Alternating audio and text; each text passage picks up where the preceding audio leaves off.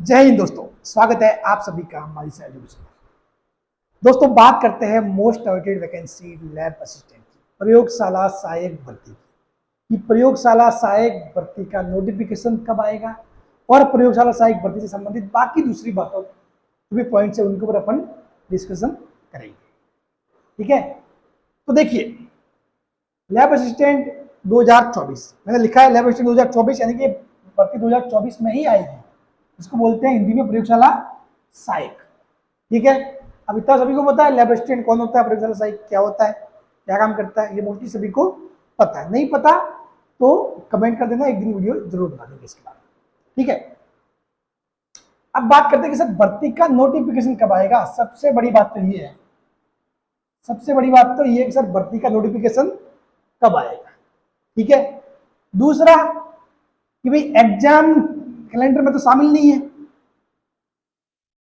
क्योंकि अधिदेश बोर्ड ने जो आचार संहिता लागू हुई उससे पहले एग्जाम कैलेंडर निकाले, उसमें ये भर्ती शामिल नहीं है, उसमें ये भर्ती शामिल नहीं है। तो सर एग्जाम कैलेंडर में तो शामिल नहीं है, तो आप कैसे कह सकते हो कि 2024 में ये भर्ती होगी या फिर इसका नोटिफिकेशन आएगा जो भी है। ठीक है, तो देखो एग्जाम कैलेंडर में शामिल होना और नोटिफिकेशन से कोई मतलब नहीं। देखो नोटिफिकेशन और एग्जाम कैलेंडर ये क्या चीज होती है, जैसे कि कोई भी विभाग होता है, ठीक है, तो विभाग से क्या होती है कि इनके पास अधिदेश बोर्ड के पास वो अभ्यर्थना भेजी जाती है, उनके पास सूचना भेजी जाती है कि हाँ हमको इतना लैब असिस्टेंट चाहिए। वो इन्फॉर्मेशन ही अभी तक इनके पास नहीं गई है, वो इन्फॉर्मेशन ही जो अधिदेश बोर्ड है उनके पास अब तक नहीं गई है, तो उनको पता ही नहीं कि नोटिफिकेशन कब निकालना। नोटिफिकेशन निकालेंगे उसके बाद वो एग्जाम का सोचेंगे। समझ गए? ठीक है ना, तो एग्जाम कैलेंडर में शामिल नहीं है इसका ये नहीं कि 2024 भर्ती नहीं आएगी,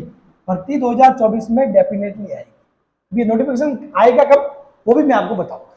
ठीक है, चलिए दूसरा, ये जो सीईटी है इसका लैब असिस्टेंट कोई संबंध है तो नहीं भाई, सीईटी का लैब असिस्टेंट से कोई संबंध नहीं है, ध्यान रखना ये बात। सीईटी और लैब असिस्टेंट का कोई संबंध नहीं है, लैब असिस्टेंट की भर्ती सीईटी से नहीं होती है। ठीक है ना, आप भले सीईटी दो या नहीं दो उससे कोई मतलब नहीं, लैब असिस्टेंट अपने आप में एक अलग भर्ती है।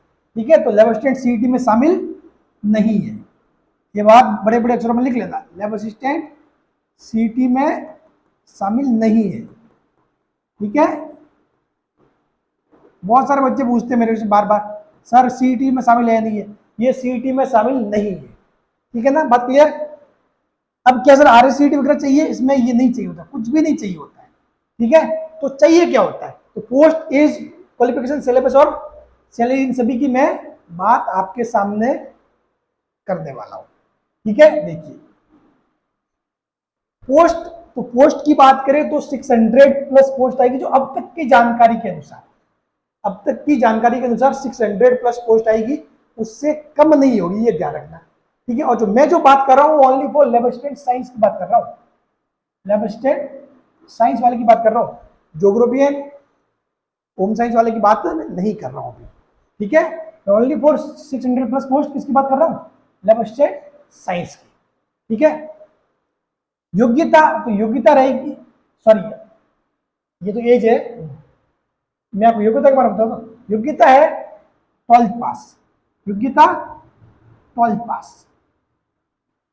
क्या है 12th पास, किसमें, विज्ञान विषय में, देखिए साइंस वाले, science bio, science maths, agriculture, ठीक है, इनके ये उसमें शामिल होंगे, किसमें, लैब असिस्टेंट की भर्ती में।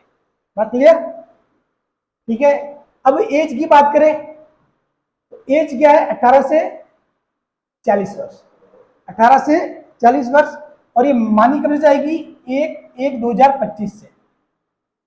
इसका पूरा देखें तो 1/1/2025 यानी 1 जनवरी 2025 को इसको एक आधार मानकर कि इस दिन अगर आपकी एज 18 साल की होगी तो आप फॉर्म भर सकते हो, यानी कि 1/1/2025 को आपकी एज 18 साल होनी चाहिए और 40 से ज्यादा नहीं जानी चाहिए। 40 तो मतलब एक नॉर्मल है, उसके अलावा आपको यदि कैटेगरी के अकॉर्डिंग जो आयु में छूट मिलती है वो मिल जाए तो आप 50 तक भी फॉर्म भर सकते हो। अब क्लियर? चलो ये तो हो गया पोस्ट को लेकर, योग्यता 12वीं पास विद साइंस। ठीक है, अब बात करते हैं वेतन की, तो सबसे इंपॉर्टेंट चीज है वेतन कि सर पैसा कितना मिलता है। एक तो लैब असिस्टेंट किसमें शामिल है, लेवल 8 में शामिल है। लैब असिस्टेंट किसमें शामिल है, लेवल 8 में शामिल है। ठीक है, अब इसमें 2 साल का जो प्रोबेशन पीरियड होता है उस दौरान मिलेगा आपको 18,500। कितना मिलेगा, 18,500।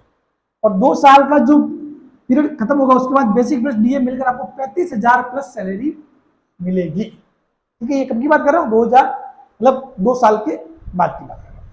ठीक है, चलिए अब बात करते हैं next, syllabus and exam pattern. इसकी सिलेबस एंड एग्जाम पैटर्न, तो सिंपल सी बात है, 2 पेपर होते हैं, पेपर 1 और पेपर 2। वैसे ये 2 पेपर वाला सिस्टम 2022 से स्टार्ट हुआ है। पहले जब भर्तियां हुई थी 2016 में हुई थी, मैं 2016 में लैब में सेलेक्ट हुआ था।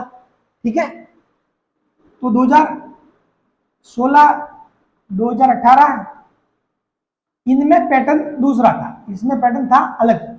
उस टाइम सिंगल पेपर होता था, उस टाइम सिंगल पेपर होता था, 300 मार्क्स का होता था, 200 मार्क्स का साइंस वाले टॉपिक और 100 वाला जीके। ठीक है, जबकि यहाँ पे 2022 से मतलब जो भर्ती है उसमें क्या कर दिया, ये पैटर्न और सिलेबस तो मतलब वही है, साइंस वाला सिलेबस चेंज नहीं हुआ है, साइंस वाला सिलेबस हो ही रहा है, कुछ भी चेंज नहीं हुआ है, बस पैटर्न चेंज हो गया। ठीक है, तो पहले क्या था, 2016 और 18 तक क्या होता था कि भाई 200 मार्क्स की तो क्या थी साइंस और 100 मार्क्स का जीके, और उस जीके में भी राजस्थान जीके था मोस्टली बस। ठीक है, फिजिक्स, केमिस्ट्री और biology, PCB plus Rajasthan GK 100 marks, ये 300 मार्क्स थे। कब तक, 2016-18 में। 2022 में पैटर्न बदल गया, ये नया वाला पैटर्न ये है। ठीक है, अब 2 पेपर होते हैं, पेपर 1 और पेपर 2। पेपर 1 2 घंटे का होता है, 100 क्वेश्चन होते हैं, एक क्वेश्चन 2 मार्क्स का होता है, टोटल हो गए 200 मार्क्स। क्या क्या आता है, Rajasthan GK, India GK, psychology आएगा और समसामयिक यानी कि करंट अफेयर। ठीक है, पेपर सेकंड में देखोगे तो फिजिक्स आएगी, केमिस्ट्री आएगी, बायोलॉजी आएगी। ठीक है, उसके अलावा फोर्थ लिखना भूल गया, जनरल साइंस पूछी जाती है, जनरल साइंस, इसके कोई 4-5 क्वेश्चन आते हैं। ठीक है, जनरल साइंस ये भी 2 घंटे का है पेपर, 100 क्वेश्चन, एक क्वेश्चन 2 मार्क्स का, 200 यानी कि टोटल 200 प्लस 200 400 मार्क्स का है। और यदि 400 में से आपको कितने मार्क्स लाने हैं, तो 2022 की बात करें, 2022 की, तो 400 में से 250 वाले का जनरल कैटेगरी में सिलेक्शन हुआ है। ठीक है, 400 में से 250 तक का जनरल कैटेगरी में सिलेक्शन हुआ है।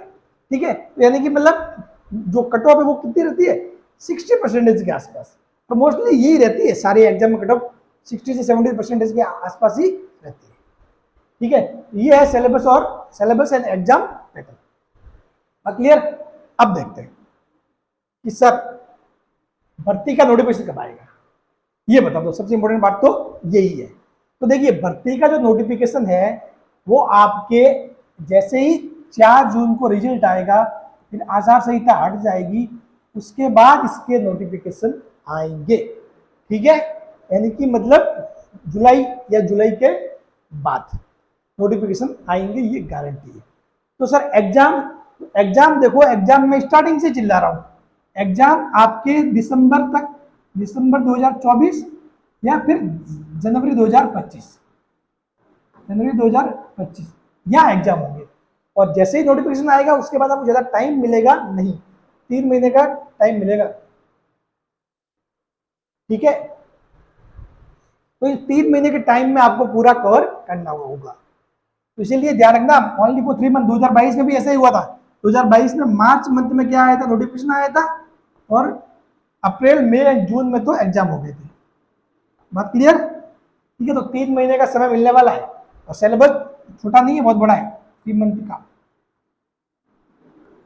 तो जिसका सपना लैब असिस्टेंट बनना है वो अभी से इसकी तैयारी में लग जाए। ठीक है ना, चलिए। और आपकी जो भी डाउट है वो कमेंट में पुटअप करना, मैं उसका रिप्लाई जरूर करूंगा।